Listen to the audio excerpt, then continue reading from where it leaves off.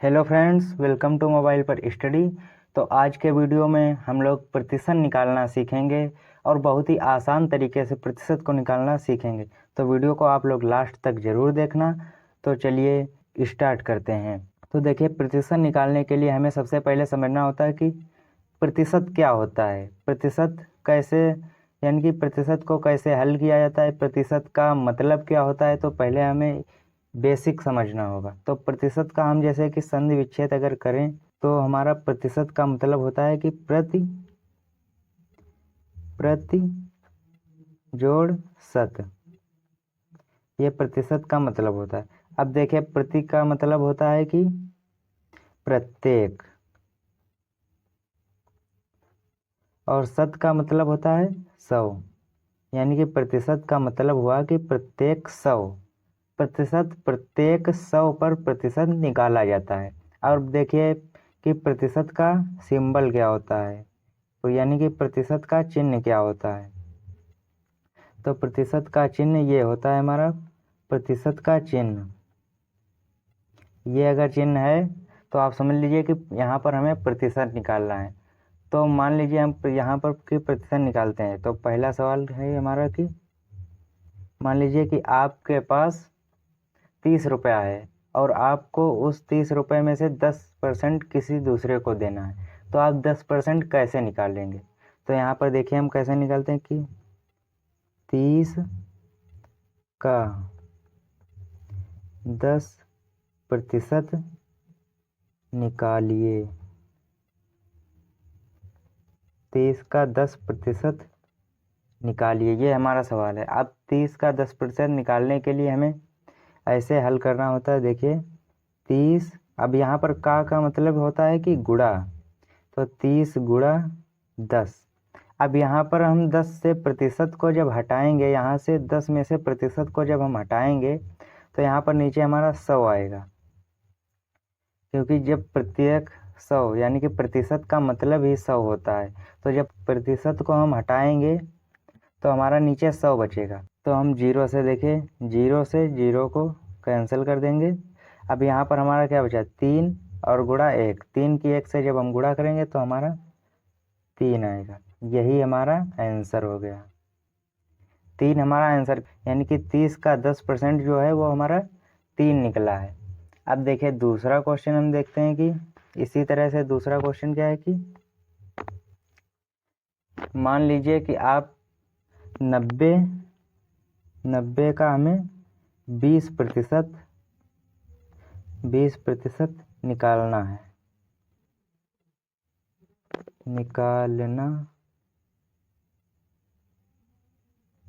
है। अब यहाँ पर 90 का 20% निकालना है। तो देखिए 90 का 20% कैसे निकालते हैं। तो यहाँ पर 90, अब यहाँ पर का की जगह पर हमारा गुणा होता है, तो इसलिए हम 90 गुणा 20। अब ये प्रतिशत है ना, जो ये प्रतिशत का मतलब ही 100 होता है, प्रत्येक 100। अब हम प्रतिशत जो हम हटाएंगे यहाँ पर, तो प्रतिशत के नीचे हम 100 लिखेंगे। अब 100 से हम जीरो से ये वाला जीरो काट देंगे और इस वाले जीरो से ये वाले जीरो काट देंगे। अब यहाँ पर हमारा क्या बचा, 9 गुणे 2। अब 9 की जब हम 2 से गुणा करेंगे तो हमारा यहाँ पर आता है 18। तो आंसर हमारा 18 आ गया, यानी कि 90 का 20% जब हम निकालते हैं तो हमारा 18 आंसर आता है। अब देखिए एक और सवाल, जैसे कि कोई बहुत ही बड़ी संख्याएं हैं, उनका जब हमें प्रतिशत निकालना होता है तो हम कैसे निकालते हैं। तो देखिए बड़ी संख्याओं का हम प्रतिशत कैसे निकालते हैं। यहाँ पर देखिए, जैसे कि मान लीजिए 7000, 7000 है हमारी संख्या। 7000 का 5% निकालिए।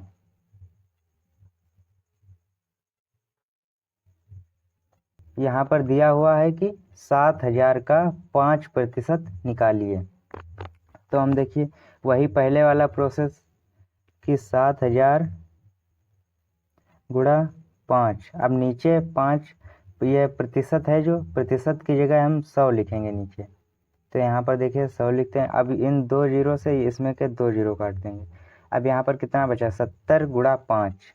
तो देखिए 70 गुणा 5, अब 70 की 5 से गुणा करेंगे तो 5 जीरो जीरो रहेगा और 5 सते 35, यानी कि 350 हमारा आंसर आ गया है। 7000 का जब हम 5% निकालते हैं तो हमारा 350 आंसर आता है। अब देखिए कि हम प्रतिशत को अब भिन्न में बदलना सीखेंगे। अब दूसरा स्टेप हम लोग सीखेंगे कि प्रतिशत को भिन्न में बदलना। अब यहाँ पर देखिए हमें प्रतिशत को भिन्न में बदलना है। तो यहाँ पर देखिए प्रतिशत को हम भिन्न में कैसे बदलते हैं कि किसी प्रतिशत को भिन्न में बदलने के लिए हमें 100 से भाग देना होगा। 100 से भाग देना होगा, यानी कि इसका मतलब समझिए कि किसी प्रतिशत को भिन्न में बदलने के लिए हमें 100 से भाग देना होगा, यानी कि प्रतिशत।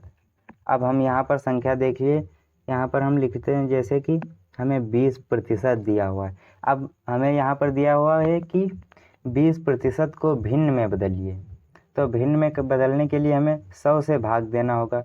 तो देखिए हमें यहाँ पर कि 20/100, यानी कि हम 100 से भाग देंगे।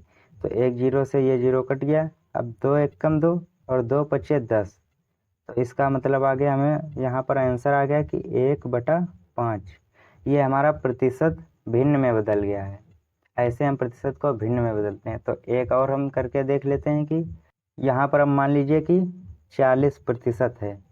40% को भिन्न में बदलिए। अब यहाँ पर हमें 40% को भिन्न में बदलना है। तो देखिए 40% को हम भिन्न में बदलने के लिए क्या करते हैं कि 100 से भाग देंगे। तो हम यहाँ पर 40/100 लिख लेंगे। अब एक जीरो से ये जीरो कट गया। अब यहाँ पर कितना बचा, 4/10। तो हम 2 से 4 को काट देंगे, 2 दूनी 4 और यहाँ पर 2 पंचे 10।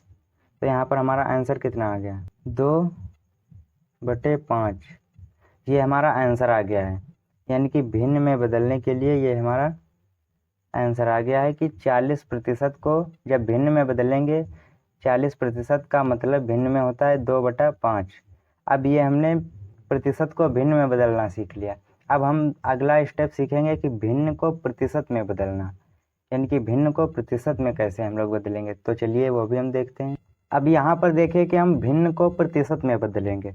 तो देखिए भिन्न को प्रतिशत में बदलने के लिए हमें क्या करना होगा कि हम यहाँ पर देखिए पहला सवाल लेते हैं कि मान लीजिए कि हमारी भिन्न है 2/10।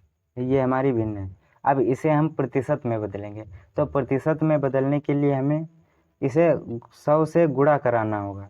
तो देखिए यहाँ पर हम गुणा कराते हैं। देखिए 2/10।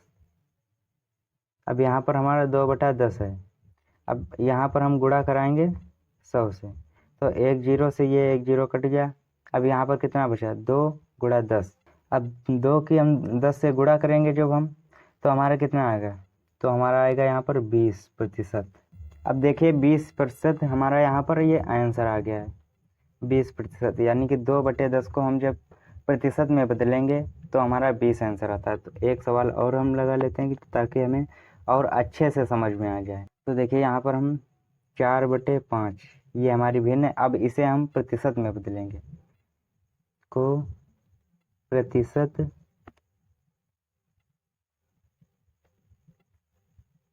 में बदलिए। इसे हम प्रतिशत में बदलेंगे। तो देखिए 4/5 हम लिख लेते हैं। अब यहाँ पर हमें गुणा 100 से कराना है।